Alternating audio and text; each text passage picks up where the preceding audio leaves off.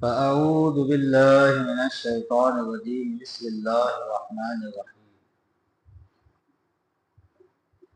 لقد من الله على المؤمنين إذ بعث فيهم رسولا من أنفسهم يتلو عليهم آياته ويزكيهم ويعلمهم الكتاب والحكمة وإن كانوا من قبل لفي ضلال مبين۔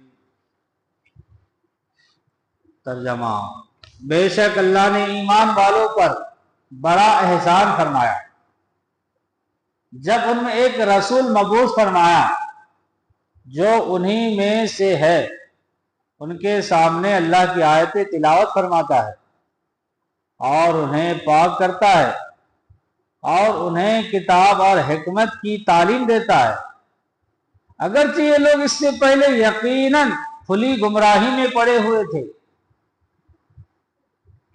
لقد من اللہ علی المؤمنین، بے شک اللہ نے ایمان والوں پر بڑا احسان فرمایا۔ عربی میں منت عظیم نعمت کو کہتے ہیں۔ مراد یہ ہے کہ اللہ تعالیٰ نے عظیم احسان فرمایا کہ انہیں اپنا سب سے عظیم رسول عطا فرمایا۔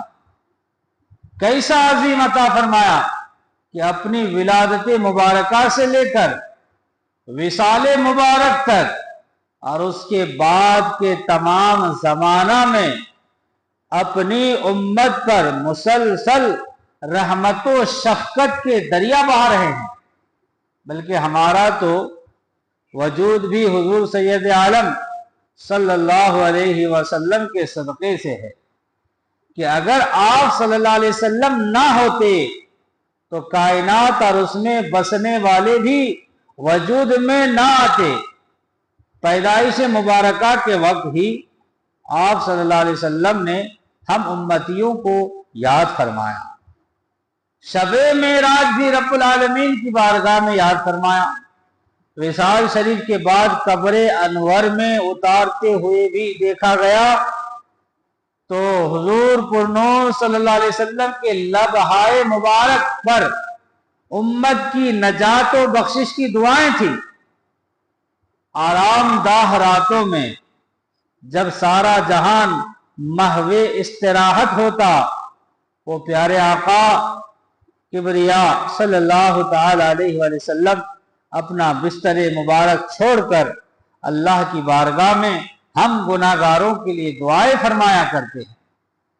عمومی اور خصوصی دعائیں ہمارے حق میں فرماتے رہتے۔ قیامت کے دن سخت گرمی کے عالم میں، شدید پیاس کے وقت رب قہار کی بارگاہ میں ہمارے لیے سر سجدہ میں رکھیں گے اور امت کی بخشش کی درخواست کریں گے۔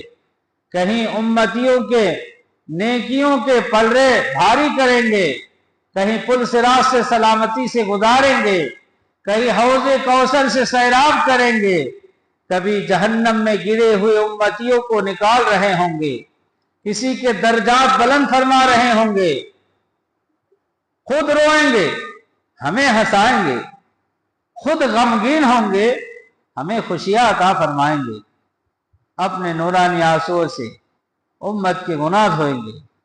دنیا میں ہمیں قرآن دیا، ایمان دیا، خدا کا عرفان دیا اور ہزارہا وہ چیزیں جن کے ہم قابل نہ تھے، اپنے سایہ رحمت کے صدقے ہمیں عطا فرمائیں۔ الغرض حضور سید عالم صلی اللہ علیہ وسلم کے احسانات اس قدر کثیر در کثیر ہے کہ انہیں شمار کرنا انسانی طاقت سے باہر ہے۔ اس آیت مبارکہ کے الفاظ کی وضاحت کے لیے سورہ بقرہ کی آیت نمبر 129 کی تفسیر دیکھیں۔ اللہ تعالیٰ آگے ارشاد فرماتا ہے: اولما اصابتکم مصیبۃ قد اصبتم مثلیہا قلتم ان ھذا قل هو من عند انفسکم ان اللہ علی کل شیء قدیر وما اصابکم یوم التقى الجمعان فبإذن اللہ وليعلم المؤمنین۔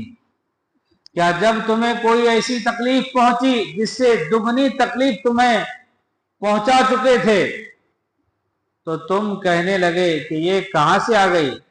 اے حبیب تم فرما دو کہ اے لوگو یہ تمہاری اپنی ہی طرف سے آئی ہے، بے شک اللہ ہر شے پر قادر ہے، اور دو گروہوں کے مقابلے کے دن تمہیں جو تکلیف پہنچی تو وہ اللہ کے حکم سے تھی، اور اس لیے پہنچی کہ اللہ ایمان والوں کو پہچان کرا دے۔